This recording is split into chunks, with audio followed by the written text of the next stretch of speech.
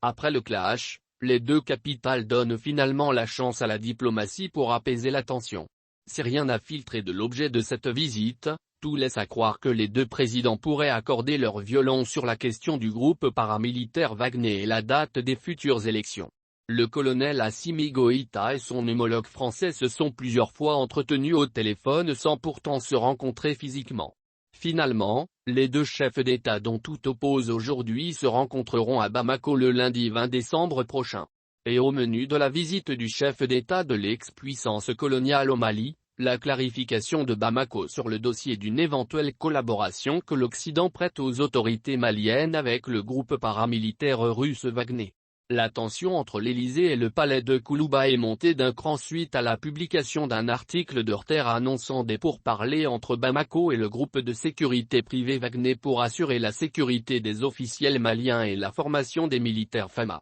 Inconcevable pour Paris qui a multiplié les sorties médiatiques interposées à travers le ministre des Affaires étrangères, Jean-Yves Le Drian, et son homologue des armées, Florence Parly.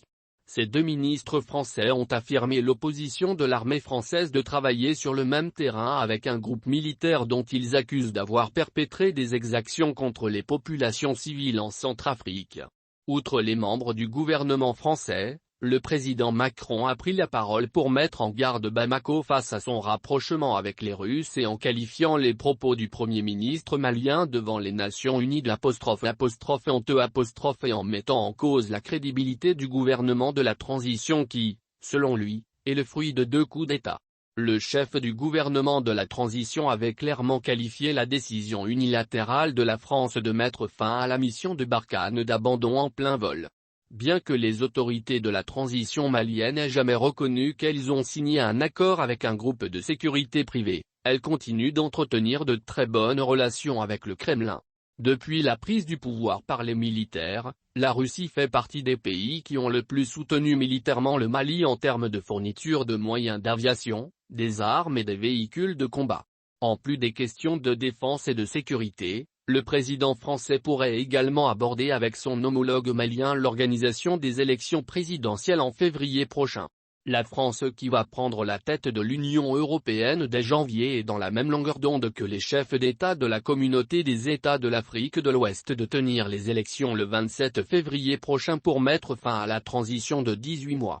Mais, rien ne semble indiquer que Bamako va fléchir à la demande française de rompre avec les Russes et d'organiser les élections à date. Ainsi, Bamako pourrait également rester campé sur sa position de décaler la date des élections en évoquant la tenue des assises nationales de la refondation qui devront statuer sur le nouveau chronogramme électoral que le président Assimi Goïta s'est engagé à fournir au plus tard fin janvier. En tout cas, si beaucoup font de l'espoir que le président Emmanuel Macron tentera une nouvelle fois de dissuader de signer un accord avec le groupe paramilitaire russe sous peine de s'exposer à des lourdes sanctions internationales, il n'est pas exclu que les autorités maliennes ne reculeront pas devant leur hôte d'entretenir des relations diplomatiques avec n'importe quel pays du monde. Même si l'exécutif affirme jusque-là de n'avoir jamais conclu un accord militaire avec un groupe privé. Et enfin le président Assimi Goïta pourrait également réaffirmer son intention d'organiser l'élection présidentielle conformément à la date que les Maliens auront décidé dans les conclusions des assises nationales de la refondation.